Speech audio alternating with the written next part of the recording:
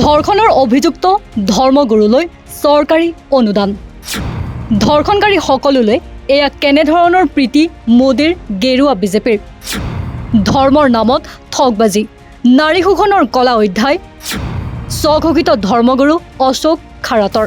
ধৰ্ষণৰ অভিযোগত অভিযুক্ত স্বঘোষিত ধৰ্মগুৰু অশোক খাৰাটৰ সৈতে জড়িত মন্দিৰলৈ মহাৰাষ্ট্ৰৰ চৰকাৰে 1 কোটিতকৈ অধিক টকাৰ অনুদান আগবঢ়াইছিল।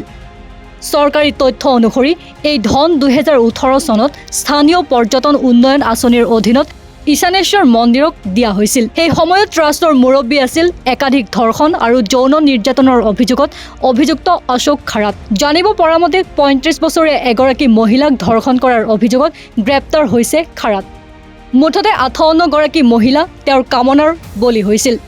তদন্তকাৰী বিষয়াৰ মতে তেওঁ নাৰীক স্বামীৰ অকাল মৃত্যুৰ ভয়ৰ কাহিনীকৈ পাৰিবাৰিক বিবাদ নিষ্পত্তি কৰা, তন্ত্ৰ আৰু মন্ত্ৰৰ বিভিন্ন কাহিনীকৈ নাৰীক ফান্দত পেলাইছিল। ইয়াৰ পিছত তেওঁলোকক ড্ৰাগছ সেৱন কৰাই যৌন নিৰ্যাতন চলাইছিল। আৰক্ষীৰ সূত্ৰ অনুসৰি খাৰাটৰ সৈতে 100ৰো অধিক অশ্লীল ভিডিঅ' উদ্ধাৰ হৈছে। চাইবাৰ আৰক্ষীয়ে ইয়াৰ তদন্ত অব্যাহত ৰাখিছে। চৰকাৰী তথ্য অনুসৰি মন্দিৰ চৌহদৰ আন্তঃগাঁথনিৰ উন্নয়নৰ বাবে মুঠ 1.5 কোটি টকা দিয়া হৈছিল। সেই সময়ত বিজেপি নেতা জয়কুমাৰ ৰাৱাল মহাৰাষ্ট্ৰৰ পৰ্যটন আৰু সাংস্কৃতিক মন্ত্ৰালয়ৰ দায়িত্বত আছিল। 2017-18 বিত্তীয় বৰ্ষত মন্দিৰ সমিতিক 25 লাখ টকা দিয়া হৈছিল। জানিব পৰা মতে নাছিকত মুঠ 4টা প্ৰকল্পই চৰকাৰী অনুমোদন লাভ কৰিছিল। তাৰ ভিতৰত ঈশানেশ্বৰ মন্দিৰে সৰ্বাধিক ধন লাভ কৰিছিল।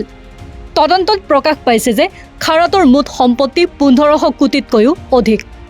আয়কৰ বিভাগেও এই সন্দৰ্ভত তদন্ত আৰম্ভ কৰিছে।